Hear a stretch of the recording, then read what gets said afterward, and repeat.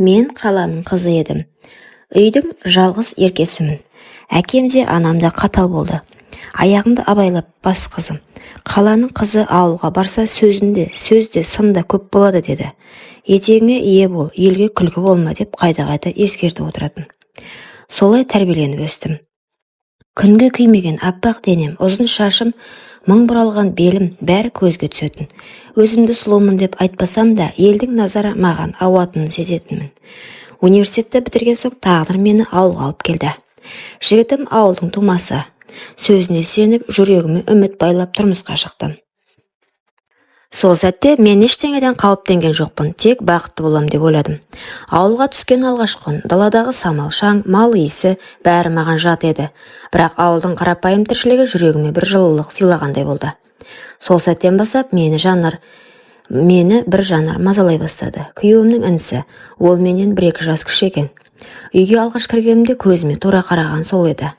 Қарашығынан әлдебір отты, жасырын құмарлықты сезгендей болдым. Жүрегім дір ете қалды. Алғашында мән бермедім. Жас қой, балалық шығар деп ойладым. Бірақ күн өткен сайын оның көзқарасы мен қимыл қозғалысы ішімде бір белгісіз сезім оятты. Таңертең өріске сиыр айдауға шықтық. Ол міндетті түрде жанымда жүретін. Қолымнан арқанды тартып алып, жеңеше, сіз шаршайсыз ғой дейтін. Жымиып қана қоятын, бірақ жүрегім әлдеқайда тезірек соғатын. Кешкісін қорада көмектесіп жүрсе, әдейі арқамнан ұстай алатын. Сол бір қысқа жанасу денемді ыстық қылып жіберетін. Мен үндемедім, бірақ өзімнен қорқа бастадым. Кейде ас дайындап жүрсем, үнсіз тұрып қарайтын. Қарашықтары мені шешіндіріп жатқандай ішіме от тастайтын. Мен көзімді тайдырып әкетсем де, денем дірілдеп, бір белгісіз құмарлықты сезіп тұратын. Іштей, жоқ, бұл күнә, мен келінмін, ол қайын, бұлай болмау керек деп өзім тежейтінмін, бірақ жүрекке әмір жүрмейді екен. Құдайдың сынағы ма, әлде құмарлықтың күші ме, білмеймін, бірақ сол күннен бастап менің тыныштығым жоғалды. Келін боп түскеніме ай толмай жатып ақ, жүрегім тыныштықтан айырылды. Күн сайын бір сәт қайнымның көзіне түссем, әлдене дірілдеп қоя беретінмін. Өрісте кешкі күн қызарып бататын жақ. Сиыр айдап келе жатқанбыз, қолымдағы шыбыртқаны тастай салып, жеңеше, сізге жараспайды деп күлді. Даусының тембрі тым жұмсақ шықты. Мен сыр бермей жымиып қойдым, бірақ жүрегімнің кеудем шығып кетердей болды. Кенеттен аяғым сүрініп кетіп құлап қала жаздадым. Ол қолымнан ұстап үлгерді. Құдды денемді отқа тастағандай болды. Саусақтардың ыстығы алақанымнан жүрегіме жетті. Мен тез қолымды тартып алдым. Рахмет дедім даусым дірілдеп. Ол болса үнсіз жымиды. Бірақ сол үнсіздіктің ішінде мені әлдеқашан иеленіп алған сияқты еді. Түнде төсегімде жатсам да ұйқым қашатын болды. Күйеуім қасымда тыныш қана ұйықтап жататын. Бірақ менің қиялым басқа жақта. Сол жас жігіттің жанарына кетіп қалды.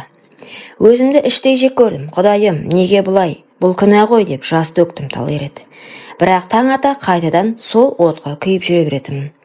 Бір күні ас бөлмесінде екеуміз ғана қалдық. Мен қамыр жайып отырғам. Ол қасыма келді де үнсіз иығымнан ұстай берді. Жүрегім дүрс ете түсті. Не істеп тұрсың дедім қатаң дауыспен. Жеңеше, сізді ойламай қоя алмай жүрмін деді сыбырлап. Сол сәтте қолымдағы ұнға малынған қамыр домалақтап жерге түсіп кетті. Мен оған қарауға батпадым. Тек ішімде әлдене үзіліп кеткендей болды. Ол иығымнан қолын жайған алып сыртқа шығып кетті. Менің тізем дірілдеп отырып қалдым. Сол күннен бастап құмарлық жасырын сөзден ашық мойындауға айналды. Күндер өтті. Біз бір-бірімізге жақындай бердік. Әуелі өрісте, кейде қорада. Көзіміз түйіссе, ішіміздегі от лап етіп жана жөнелетін. Мен қолымнан келгенше қарсы тұрдым. Бірақ әрбір жанасу, әрбір көзқарас мені әлсірете берді.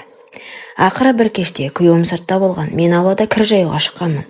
Қайным үнсіз келіп, құшарлана арқамнан құшақтай алды. Жүрегім шыдамай дір етіп тоқтап қалғандай болдым. Қойшы, бұлай болмайды дедім. Мен сені сүйем жеңеше, бұған қарсы тұра алмаймын деді ол, даусы дірілдеп. Сол сәтте мен қарсыласудың бәрінен айырылып, оның құшағында еріксіз еніп кеттім. Сол сәттен кейін менің жанымда екі дауыс күресе бастады.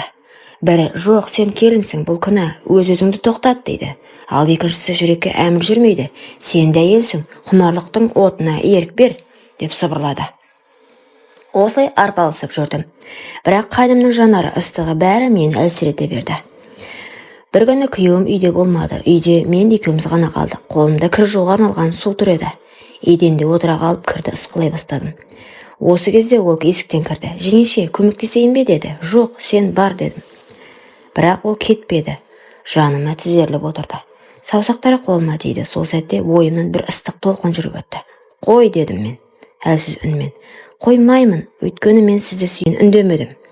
Үндемегенім келісім сияқты еді. Ол екі алақанымен бетімді ұстап ернімнен сүйді. Кейін екі анарымды сипалай бастады. Алғашында қарсыласқандай болдым. Бірақ бір сәтте бүкіл бойым босап, еркімнен айырылдым. Өмірімде бірінші рет жүрегіммен тәнім бірдей дүрсілдеп, шымырлап кеткендей болды. Осылайша біз тыйымды бұздық. Түн қараңғысы бізді жасырды. Жастыққа батқан жасым мен ыстық демім араласып кетті. Сол сәтте ұят та, үрей де жоғалып, тек құмарлық қана үстемдік етті. Мен алғаш рет әйел ретінде өзімді толығымен бердім. Ол болса жас жалын құштарлықпен құшағын қыса түсті. Таң атқанда ғана мен шошып ояндым. Жанымда қайным жатыр. Кеудемде бір жағынан тәтті діріл, екінші жағынан қарадақтай қорқыныш. Құдайым, біз не істедік деп сыбырладым. Ол болса мені құшақтай түсіп, бұл махаббат, еш өкінбе деді. Бірақ жүрегімде күдік ұялай бастады. Алғашқы тыйым бұзылғаннан кейін біз тоқтай алмадық. Өрісте, мал айдағанда да, қорада жем беріп тұрғанда әрбір мүмкіндікті пайдаланып, бір-бірімізге құштарлықпен ұмтылатынбыз. Бір күні бір ауылдың келіні маған қарап күліп қойып, сізді өрістен жиі көретін болдық қой қайныңызбен бірге деді. Мен жүрегім зу ете қалды. Көзімнің астымен қарасам, ол астарлап айтқандай жымиды. Сол сәттен бастап ішімде үрей күшейе берді. Халықтың сөзі оқ, ел білгенін жасырмайды деп ойладым. Күйеуім де өзгере бастады. Бір күні қасыма келіп, сен соңғы кездері суып кеттің, жүрегіңде басқа біреу бар ма деді. Мен шошып кеттім. Жоқ, неге олай дейсің дедім, жалтара. Ол болса ауыр күрсініп арқасын беріп жатып қалды. Сол түні мен ұйықтай алмадым. Бір жағымда адал күйеуім, бір жағымда тыйым салынған, бірақ құмарлықпен жанымды өртеген қайным. Қайным күннен күнге өзгеріп бара жатты. Бір күні қорада жалғыз қалғанда ол маған сыбырлап айтты. Жеңеше, біз өмір бойы осылай күнәға батып жүре алмаймыз. Бір шешім керек деді. Қандай шешім дедім. Ағаның орнында мен болсам, сен бақытты болар едің ғой деді. Жүрегім зу ете қалды. Жоқ, олай айтпа дедім. Ол үндемеді, бірақ жанарында түнерген көлеңке қалды. Сол күндердің бірінде күйеуімнің қалада жұмыстары болып көлікке отырды. Мен есік алдында шығарып салып тұрдым. Қайным да қасымда жүрді. Күйеуім жымиып, жеңгеңе қарап қой, көмектесіп жүр, мен келемін деді інісіне. Ал ол болса үнсіз басын ғана изеді. Көлік ауылдың шетіне қарай бұрылғанда мен қол бұлғап қала бердім. Бірақ дәл сол сәтте жүрегім шым ете түсті. Әйелдің түйсігі ме, әлде бір белгі ме, түсінбедім. Кешке жаман хабар жетті. Күйеуім көлігінен ағашқа соғылып, о дүниелік болыпты. Көліктің тежегіші істемей қалған екен. Жан дүнием ойран болды, жер астына түсіп кеткендей болдым. Ал жанымда үнсіз тұрған қайнымның жүзінде көз жасы жоқ еді. Тек біртүрлі жеңіл тынысталғандай болды.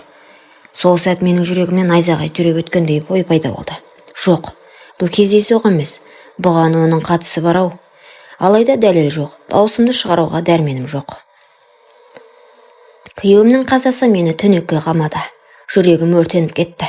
Көзі жұмылған күйеуімді көргенде жер мен көктің ортасында жалғыз қалғанымды сездім. Жаназада бүкіл ауыл жиналды. Әркімнің жанарында аяныш бар. Қаланың қызы ауылға келіп еді, енді ерін жұтып қайнысына телміріп отыр дегенді естігендей болдым. Әйелдің түйсігі алдамайды, жұрт бірдеңеден сезіктеніп жүрді. Ал қайным жаназада көз жасын сығып шығарғанмен жанарында біртүрлі тыныштық, тіпті қанағат бардай көрінді. Уақыт өтті. Бір үйде бірге қалдық. Алғашында мен оны қууға, алыстауға тырыстадым. Бірақ ол маған қайта-қайта келді. Жеңеше, енді сен меніксің, бізді тағдыр қосты деді. Ал мен көз жасымды тыя алмай, соның құшағында қайта-қайта түсе бердім. Құмарлық бұрынғыдан да арта түсті. Түндеріміз оттай өтті, бірақ таң ата жанымды өртейтін өкініш пен кінә сезімі жанымды жегідей жеді. Айлар өтті, мен жүкті болмадым. Әр ай сайын үмітпен күтіп, үмітсіз күйреп отыра бердім.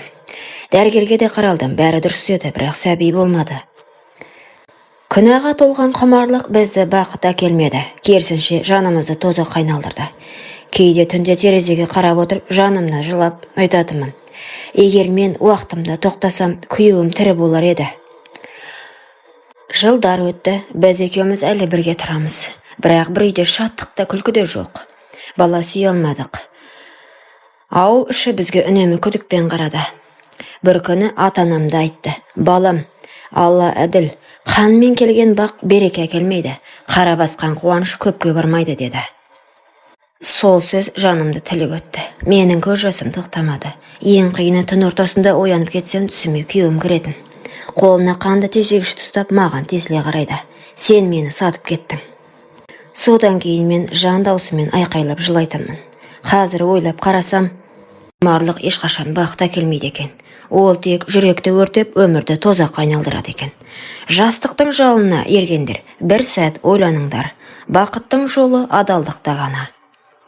Құрметті оқырман, өмірден алынған сабақ болар оқиғаларды тыңдағыңыз келсе, менің арнама тіркеліп, лайк, комментарий жазып қолдап кетіңіздер. Келесі кездескенше.